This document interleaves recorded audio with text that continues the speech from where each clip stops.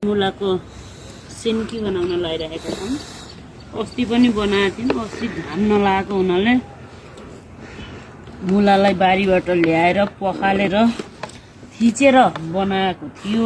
अस्तिको अलि घाम नलाएर जुन थिच्दाखेरि पानीको मात्रा सुक्न पर्ने हो त्यो नसुकेको हुँदा अलि त्यति राम्रो बन्न सकेन।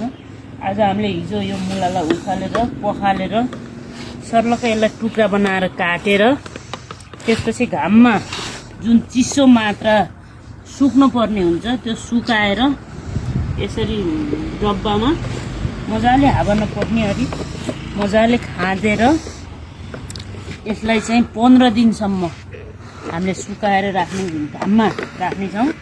र यो सिन्की असाध्यै मिठो अमिलो खालको आउँछ। यो एकदम राम्रो मुलाको ग्यास्ट्रिकका रोगीहरूलाई पनि एकदम राम्रो हुने, पायसलाई ग्यास्ट्रिकलाई एकदम बढी फाइबर हुने हुँदा यो मुलाको उही मुलाको चाना उही मुलाको सिन्की भन्ने जुन गीत छ त्यो गीत पनि एकदम सार्थक रहेछ भन्ने थाहा भयो। यो सिन्की असाध्यै मिठो। भोलि असारमा खेतबारीमा काम गर्दा चिसो हुने र त्यो आलुमा यसलाई चाहिँ मिसाएर मरमसला लसुन प्याज अदुवा राखेर टक्क बनाएर झोल मिठो बनायो भने एकदम राम्रो हुने भएको हुँदा अहिले चाहिँ पोहोर पनि अलिकति बनाएकी थिएँ। त्यो असाध्यै मिठो लाग्यो र अहिले पनि अभियानै चलाएर यो सिन्की तरकारीको यो अभावको बेलामा एकदम यसले राम्रो काम गर्ने हुँदा यो सिन्कीलाई हामीले यसरी बनाएर खान सक्नेछौँ।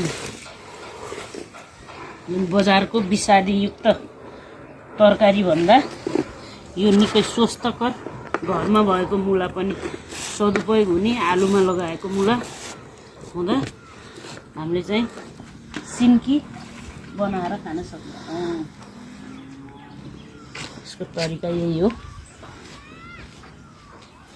आज घाम लागेको हुँदा हामीलाई मौसमले पनि साथ दिएको छ। अघिल्लो सिन्कीलाई अलि मौसमले साथ दिएन र त्यति राम्रो बन्न सकेन।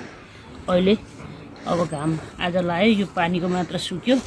अब 2-4 दिन मजाले घाममा यो हागेको सिन्की चाहिँ मजाले घाममा सुक्न सक्यो भने राम्रो हुने आश गरिएको छ।